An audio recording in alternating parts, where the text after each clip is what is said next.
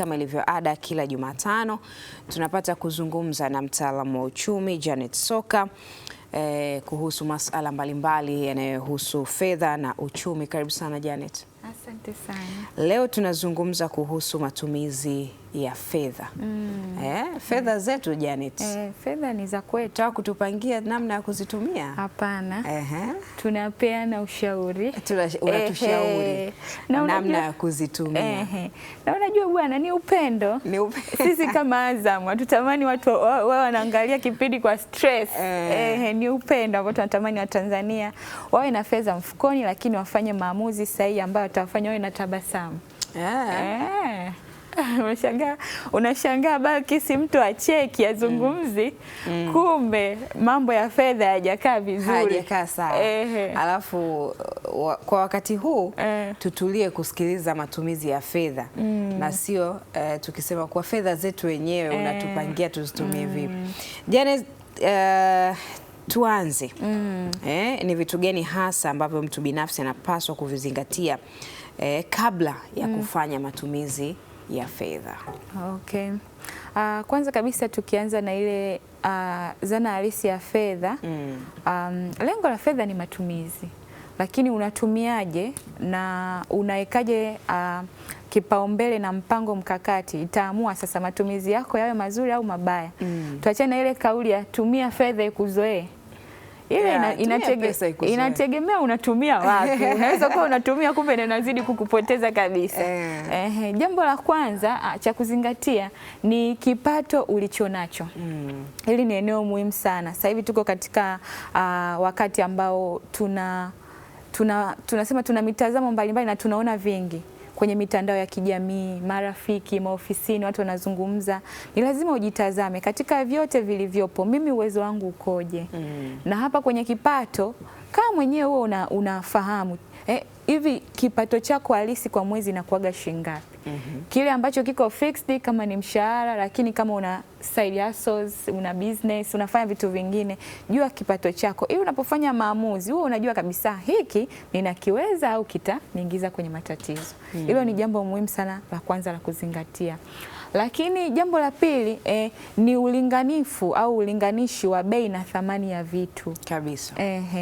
Unajua Balkis, ni vizuri ukafahamu kwa sababu kila mtu ana namna yake ya kufanya maamuzi. Unajua mtu anaweza akawa anataka kununua kiatu. Labda sasa hivi kwa mfano kwa nyakati za sasa na soko, unaweza ukakuta kiatu unanunua 20,000 lakini kinakaa miezi mitatu. Na unaweza ukanunua laki kikakaa mwaka mzima. Sasa hapo kipaumbele, usije ukaona nimevaa kiatu changu ukasema mbona anavaa viatu hivi? Anapenda vitu vya ghali.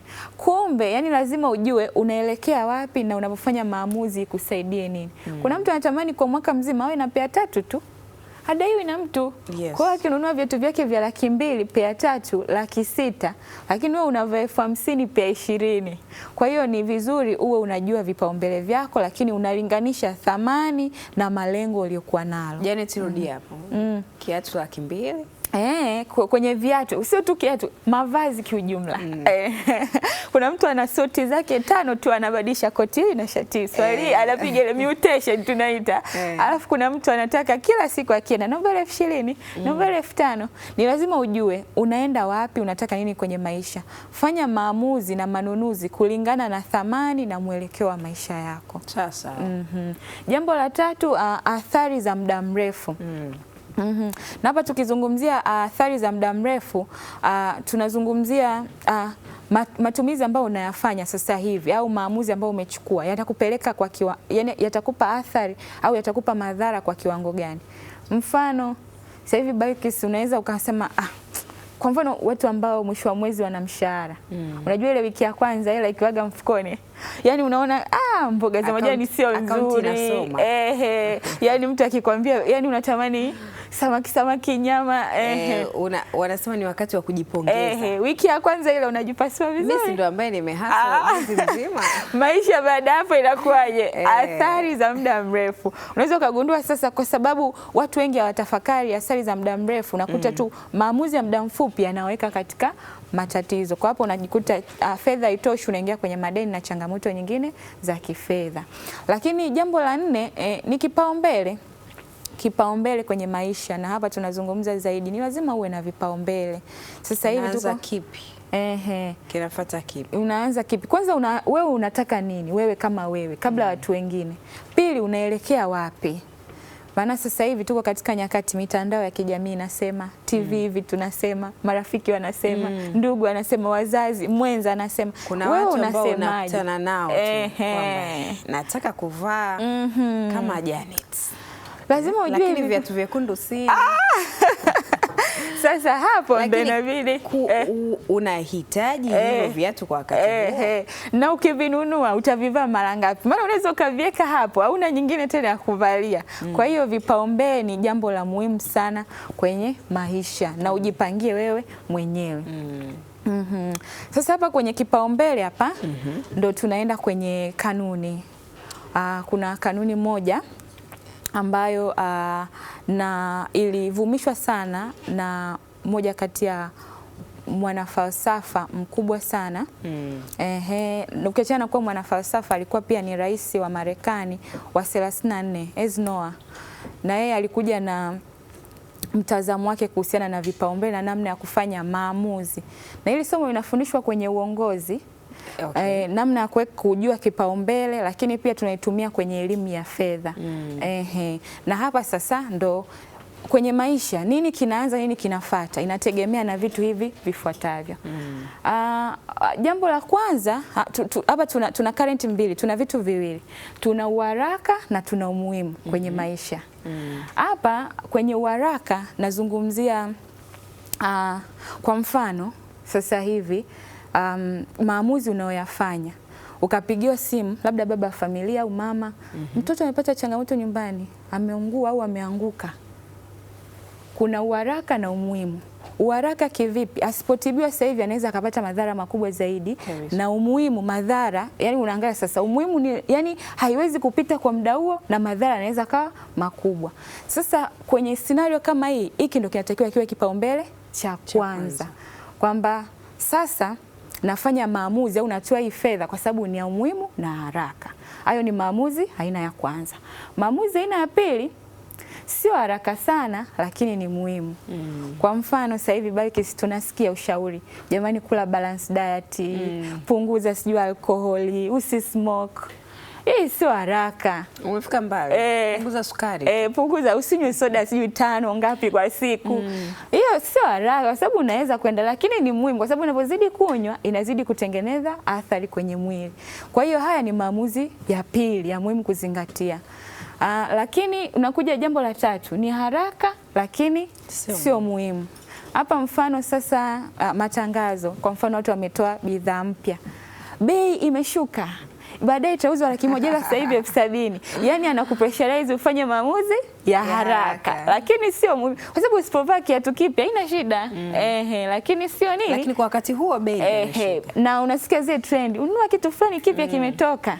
Kwa hiyo sio haraka sana, ni haraka lakini sio muhimu. Na mwisho sio haraka na sio muhimu. Na hiyo ndio ya mwisho. Sasa changamoto ya kifedha na matumizi inaanzia wapi? Watu wengi wanabezi kwenye hizi mbili za mwisho. Yaani inatokea ananunua vitu ambavyo havihitaji. Kwa mfano hapa inasema sio haraka. Anakopa TV kubwa, hamuone mtu mkubwa asikie vitu vikubwa. Ni haraka kwa sababu inakuwa imepunguzwa bei. Kwa mfano hii tukija hapo namba 2. Namba 2. Sio haraka kwa sababu TV sio jambo eti usipomwangalia mtu mkubwa unapata madhara. Ana TV kubwa lakini ikija kwenye mambo ya basic needs, ana hela ya kula, anaenda kukopa. Umeona? Kwa watu wengi wana base kwenye hizi mistari miwili ya mwisho. Unataka kuwagusa wale ambao wana simu zenye, tunarudi pale kipaumbele, simu za gharama ambazo tunarudi kipaumbele. Unajua mtu vocha hazina.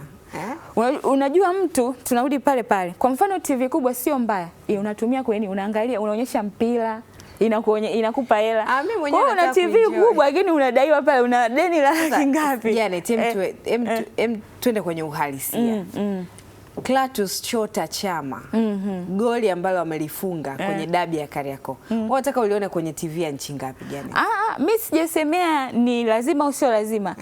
Mwisho wa siku Chama na maisha yake na wewe na maisha yako. Baada ya kumwona Chama amefunga, afu wewe nini kinafuata? Mimi ndo shabiki wa soka kwa wakati huo. Kuna maisha baada ya kuwa shabiki. Lazima wewe unafahamu. Kuna vitu vinakupa raha kwa muda mfupi. Ameitoa Kibisa wala kwenda kwa Chama. Janet, sikiliza basi nenda kwenye ile sehemu ambayo ina TV ile unaoitaka. Kwa sababu mpira sio lazima angalie nyumbani. Tafuta mazingira yanayokufurahisha lakini kwa gharama nafuu. Pamoja na haya tuangalie maeneo gani ambayo mtu anaweza akajifunza sasa tabia ambazo ni za matumizi ya fedha. Kuna maeneo mbalimbali lakini kiufupi eneo la kwanza ni tunasema watu wa karibu, wazazi na watu wanaokuzunguka. Na pale tunarudi pale pa kwanza, kipaumbele. Unajua Balkis, mimi na wewe mtazamaji na mtu yoyote, tabia ulizokuwa nazo either umedhirisi kwenu, baba, mama, walezi, wazazi, jamii na kuzunguka na marafiki. Kwa hiyo ni lazima uwe unajikagua hapa. Marafiki, unajua watu wengine wanafanya maamuzi hasa ya kifedha na hata uwekezaji kiujumla kutokana na story. Yani kuna viwanja vinauzwa Bagamoyo, haujawahi kuwaza, haujafikiria, ila kwa sababu washikaji na unaunganisha. Lakini bora tabia hiyo iko katika mrengo mzuri. Sasa si kila mtu anaweza kuchuja. Lakini wewe ulikuwa na mpango wa kuishi Bagamoyo. Unajua kule ni mbali kwenda ofisini kwako. Unajua unaweza ukatumia hela nyingi kwenye mafuta. Unaweza ukatumia eneo hilo kwa sasa ndo hapo sasa unaona kwenye matumizi ya kifedha. Yani wanaweza wakakushauri watu kitu kizuri lakini kwako, kwa sababu sio kila kizuri ni kizuri kwa kila mtu. Kuna kingine ni kizuri lakini kwa baadhi. Kwa hiyo watu wa karibu, acha pia hapa nizungumze na wazazi na walezi. Kuna zile kauli, sisi maskini. Yani sisi tulipotokea familia zetu kuna kitu unakipanda kwa mtoto. Kwa hiyo wazazi, maneno tunaozungumza hata unapopiga story na mtu, fikiria, kamata, sikiliza lakini chuja ili uweze kufanya maamuzi sahihi ambayo yasikuingize kwenye changamoto za kifedha. Jambo la pili, kabla hujaenda kwa jambo la pili na niruhusu nitoe mfano hai. Nimekuwa nikimwona baba yangu akiandika kila anachokitumia kwa siku kwenye diary yake. Kwa hiyo matumizi ya siku, mimi nikitaka kujua mwaka 2002 wakati naenda shule sweta langu lilinunuliwa bei gani, diary zake zimejaa pale ndani. Makofi jamani. Sasa hiyo ni elimu ambayo mimi nimeichukua na sasa ni kawaida kuandika kila ambacho nakitumia kwa siku. Na naamini watoto wako watakuwa very proud na wewe. Tayari wanaandika. Safi kabisa. Hivyo ndio vitu ambavyo vinatakiwa viwe positive kwenye jamii. Ila mwanzo nilikuwa simuelewi. Ndio ilivyo. Wakati mwingine unakubali kuwa tofauti ili uweze kutengeneza njia. Kabisa. Jambo la pili, uzoefu binafsi.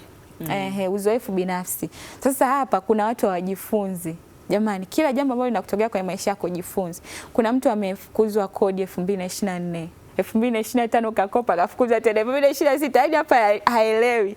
Na ukiangalia mfumo wake wa maisha habadilishi lifestyle. Kwa hiyo experience, uzoefu binafsi haumfundishi. Na hapa unajua, kwa mfano mimi kwenye kazi hizi za consultation, hapa uzoefu binafsi kuna changamoto hata eneo la ndoa na mahusiano. Mume wangu hapendi uwekezaji, kumbe alishai kuwekeza na marafiki zake huko akapiga hasara. Hajakwambia tu lakini kuna negativity pale ile eneo. Kwa hiyo kwenye eneo la uzoefu binafsi, kwanza kabisa chochote ambacho kimekutokea kwenye maisha yako jifunze. Sio kila siku akukopa paka watu wamekuweka lebo. Jamaa ukiona simu yake ujue anakukopa. Uzoefu binafsi, eka akiba zako binafsi, ongeza chanzo cha mapato. Kwa hiyo jifunze, jiboreshe ili uweze kuwa bora. Jambo la tatu, kufundishwa kama hivi tunavyofundisha hapa kila Jumatano Morning Trumpet saa 2 baada ya taarifa habari. Tunajifunza mambo ya fedha, biashara, wekezaji. Jifunze kadri uwezavyo kwa sababu tunasema kwenye maisha lazima uwe mwanafunzi wa milele. Hauwezi ukajua kila kitu. Kwa hiyo jifunze hapa, na baada ya kujifunza vile ambavyo umevipata viweke kwenye matendo ili uweze kuona matokeo. Lakini masomo haya Janet huwa haishi hapa kwenye Morning Trumpet. Tunakupata pia kwenye mitandao ya kijamii. Kwenye mitandao ya kijamii kwa jina la Janet Soka, YouTube, Instagram. Lakini pia hata hivi video zetu zote, vipindi vyote vipo YouTube. Ukiandika tu UTV Janet Soka utaona masomo mbalimbali kuhusiana na elimu ya fedha, uwekezaji na maendeleo binafsi, lakini hata kwenye mitandao ya kijamii kwa jina la Janet Soka unaweza ukapata kujifunza zaidi. Tumalize na nukuu ya leo. Leo bwana tunamaliza na nukuu ambayo inasema matumizi mabaya hayaharibu leo tu, yanaharibu mwelekeo, familia na kesho yako. anza upya, jenga nidhamu ya fedha. Kwa hiyo chochote ambacho unacho mfukoni, wewe ni baba, ni mama, usifikirie tu unanunua kujifurahisha. Kuna ada pale sasa hivi mwezi wa 6 unaipoteza mahali. Kwa hiyo tembea kwa step, na kiukweli ni kwamba kwenye maisha hatushindani na mtu, unashindana na wewe wa jana yako. Kwa hakikisha unafanya maamuzi, jitazame wewe wa kwanza kabla ya mtu mwingine. Kiongeza chochote hapo? Ni taaribu.